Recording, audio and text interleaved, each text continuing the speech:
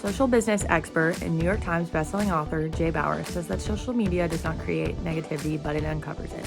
For our Team Black Widow, we will be discussing the negative effects of social media. As studies show, the increased use of social media has led to poor mental health in many adults and adolescents. To analyze how social media has affected our population's mental health, it is important to uncover the beginnings of the social media we know and use today. The father of modern social media is widely known as Mark Zuckerberg, who was one of the creators and is now the CEO of Facebook. At Harvard University in 2003, Zuckerberg was the primary developer of a service called FaceMash, a social media site where university students could rate the attractiveness of their classmates. This service went against Harvard's policy and was quickly shut down. This resulted in his development of the Facebook.com in 2004, a service allowing students to share personal photos, information, and make online connections. Over the 2000s, Facebook grew in popularity with 1 million users into its first year. But still, Facebook was trailing by 5 million users to another popular social media site called MySpace. By 2008, Facebook was the most widely used social media network and had over 100 million active users. In the first years of Facebook's creation, the site allowed users to be more than just students, as young as 13, allowed people to be outside the United States and use Facebook, and Facebook even played a role in the 2008 election between John McCain and Barack Obama. Today, roughly 72% of adults are on social media.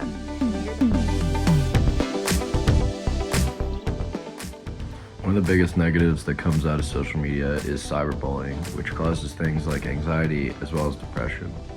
The rise of social media in our world has vastly increased rates of depression as well as anxiety among its users.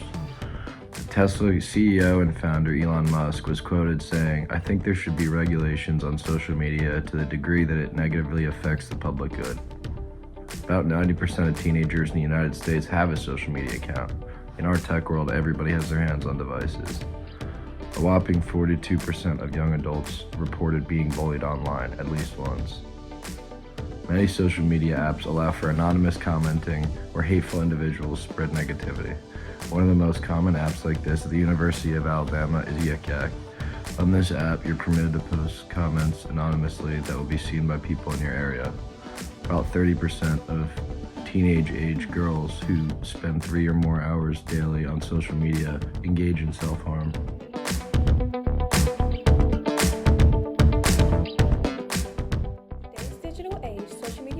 Have become the primary channels through which we connect, share, and consume information. While these platforms offer unprecedented opportunities for communication and community building, they often have a significant downside that contributes to the creation and perpetuation of a false reality. Users often post selectively, showcasing only the most positive aspects of their experiences, relationships, and achievements. This selective sharing creates an illusion of perfection and success, leading others to believe that everyone is living a happier and better life. Study shows that many users will create a lying self-presentation significantly more on Instagram compared to Facebook.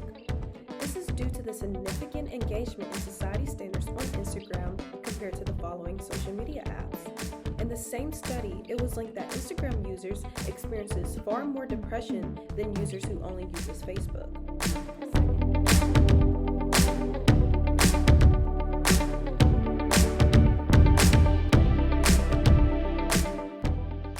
Connection online is not the same as a human's need for connection with others. Social media is great for being informed about other people that we care about. 95% of teens have access to a smartphone, making social media a significant part of their daily lives, as well as 69% of adults who are said to use social media as well. 25% of couples in long-distance relationships claim to have more consistent communication throughout the day thanks to social media platforms. Although, we take time that we should have called or visited before to now scroll through feeds or watch stories instead. 22% of couples say their partner is often distracted by their mobile device while they are together. That can lead to less connection with friends and family, as we do not share all aspects of our life online, only the good parts. Social media can create false intimacy, leading us to think we know someone really well based off their online presence, when really we do know them as half as well as we think we do. 11% of adults aged 18 to 29 believe that social media has a major impact on making new friends. Even though social media can be positive in aspects of learning social skills and relating to other humans, it can never replace human interaction. Human connection decreases health risk and improves physical well-being and longevity.